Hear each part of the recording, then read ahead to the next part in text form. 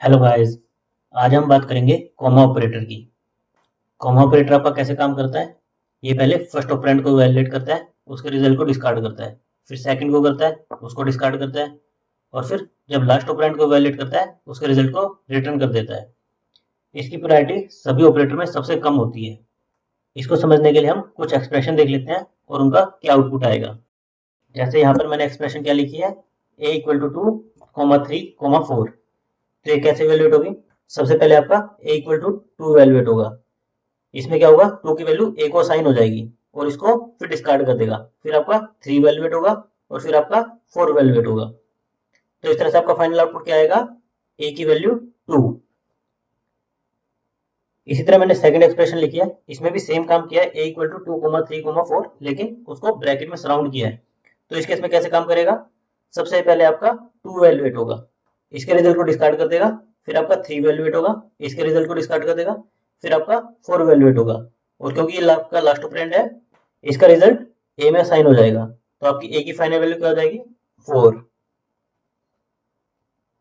इसके बाद next expression है हमारी, जो हमने लास्ट वीडियो में डिस्कस की थी, b equal to 10, b equal to a equal to b, 5।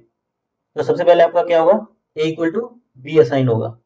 b की वैल्यू अभी क्या थी, 10, तो a में क्या वैल्यू आ जाएगी, 10, और इसका रिजल्ट क्या होगा, डिस्कार्ड हो जाएगा। फिर आपका क्या होगा, 5 वैल्यूड होगा, और 5 आपका लास्ट ऑपरेंड है, तो ये b को असाइन हो जाएगा। तो आपकी b की वैल्यू क्या हो जाएगी, 5, और a की क्या वैल्यू रहेगी, 10। ये आपका आउटपुट आएगा। इसी तरह लास्ट एक्सप्रेशन है आपकी, a equal to 10, b equal to 10, और मैंने प्रिंट एफ में a कोमा b को ब्रैकेट में सराउंड किया है। a कोमा b को ब्रैकेट में सराउंड किया और उसके आगे लिखा है परसेंटेज d। तो परसेंटेज d क्या है, एक वैल्यू प्रिंट करेगा इंटीजर टाइप की। तो आपका क्या प्रिंट होगा, पहले a को इवैल्यूएट करेगा, क्योंकि फिर उसके बाद कॉमा ऑपरेटर है, a को डिस्कार्ड कर देगा, फिर b को इवैल्यूएट करेगा और b की वैल्यू परसेंटेज d से मैप कर देगा। तो आपका क्या प्रिंट होगा, 20, जो कि हमारा फाइनल आउटपुट है। इन्हीं चारों स्टेटमेंट को एक बार हम VS कोड में रन करके भी देख लेते हैं। यहाँ पर VS कोड में मैंने वही चारों स्टेटमेंट लिख रखी हैं, a इक्वल टू 2, 3, 4, फिर मैंने a की वैल्यू प्रिंट कराई है। फिर सेकंड मैंने ब्रैकेट में 2, 3, 4 को लिखा है और फिर a की वैल्यू प्रिंट कराई है। थर्ड मैंने b इक्वल टू 10, एंड हमारी थर्ड स्टेटमेंट जो b equal to a equal to b, 5 थी, और उसमें मैंने b और a दोनों की वैल्यू प्रिंट कराई है। फोर्थ में मैंने क्या लिखा था, a की वैल्यू साइन की थी, b की वैल्यू साइन की थी, प्रिंट एफ में परसेंटेज d और a b लिखा था। तो देखते हैं इसमें क्या प्रिंट आता है, इसको रन करके देखते हैं।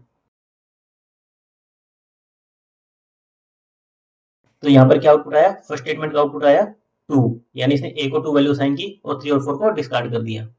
ऐसा इसलिए हुआ क्योंकि इक्वल टू ऑपरेटर की प्रायोरिटी आपकी कॉमा ऑपरेटर से हाई होती है। तो पहले a को वैल्यू असाइन हो गई, फिर कॉमा ऑपरेटर ने अपना वर्क किया, फिर 3 पे गया, फिर 4 पे गया। पर क्योंकि इक्वल टू की प्रायोरिटी हाई थी, तो पहले a को वैल्यू असाइन हो गई, उसके बाद कॉमा ऑपरेटर वर्क हुआ। सेकंड में क्या था, क्योंकि हमने ब्रैकेट लगा दी थी, तो पहले आपके 2, 3, 4 ये एग्जीक्यूट होंगे, और ये कैसे एग्जीक्यूट होंगे, कॉमा ऑपरेटर की तरह। पहला ऑपरेंड इवैल्यूएट होगा 2, उसको डिस्कार्ड करेगा, फिर 3 इवैल्यूएट होगा, उसको डिस्कार्ड करेगा, फिर आपका 4 इवैल्यूएट होगा, ये लास्ट ऑपरेंड है, ये ए में असाइन करेगा और उसको प्रिंट करेगा। तो आपकी ए की वैल्यू क्या प्रिंट हो गई, 4। थर्ड में क्या था, इसी तरह क्योंकि ब्रैकेट में सराउंडेड है, तो पहले a इक्वल टू b किया, यानी a की वैल्यू 10 हुई, उसको डिस्कार्ड किया, फिर आपकी 5 इवैल्यूएट किया और उसको b को असाइन कर दिया। तो आपकी a की वैल्यू क्या हुई, 10, और b की 5। लास्ट एक्सप्रेशन में क्या हुआ, हमने प्रिंट एफ के अंदर सेम काम किया, ब्रैकेट में a b, a को वैलिडेट किया 10, उसको डिस्कार्ड कर दिया, फिर b को वैलिडेट किया 20, और क्योंकि ये लास्ट ऑपरेंड है, इसकी वैल्यू परसेंटेज d में असाइन कर दी, और हमारा क्या प्रिंट हो गया, 20। तो इस तरह से आपका कॉमा ऑपरेटर वर्क करता है। कॉमा आपका एक ऑपरेटर के साथ साथ एक सेपरेटर की तरह भी काम कर सकता है। जैसे जब हम इनको वेरिएबल डिक्लेरेशन में यूज करते हैं, जैसे int a equal to 10, b equal to 20 लिखते हैं, तो यहाँ पर क्या है, आपका ऑपरेटर की तरह काम नहीं कर रहा होता, यहाँ पर एक सेपरेटर की तरह काम कर रहा होता है। तो किसी को भी रिजल्ट को डिस्कार्ड नहीं करता है। आपका इंटीजर टाइप का एक वेरिएबल डिक्लेयर करता है a, जिसमें 10 वैल्यू साइन करी, फिर इंटीजर टाइप का एक वेरिएबल डिक्लेयर करता है b, जिसमें 20 वैल्यू साइन करी। तो यहाँ पर ये एक एज ए सेपरेटर काम करता है। इसको एज ए बेटर समझने के लिए कब ऑपरेटर की तरह काम करता है, कब सेपरेटर की तरह काम करता है, हम कुछ एक्सप्रेशंस देख लेते हैं और देख लेते हैं कि उसमें वो सेपरेटर की तरह काम कर रहा है या ऑपरेटर की तरह काम कर रहा है। तो हमारे जो वेरिएबल डिक्लेरेशंस होती हैं, जैसे यहाँ पर इंट a, b 20 है, यहाँ पर क्या है, ये वैलिड एक्सप्रेशन है, यहाँ पर आपका ये सेपरेटर की तरह काम कर रहा है।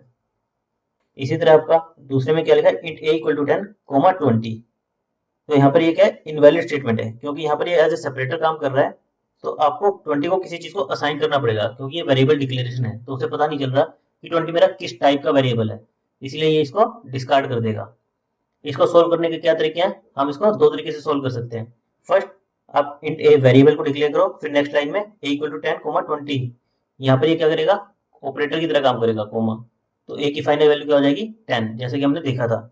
ये वैलिड एक्सप्रेशन है। सेकंड, हम क्या कर सकते हैं, 10 कोमा 20 को ब्रैकेट में सराउंड कर लें, तो इसमें भी क्या होगा, ये एज ए ऑपरेटर की तरह काम करेगा और ए की फाइनल वैल्यू क्या साइन हो जाएगी 20। तो हमने देखा कि कॉमा एज ऑपरेटर की तरह भी काम कर सकता है और एज ए सेपरेटर की तरह भी काम कर सकता है।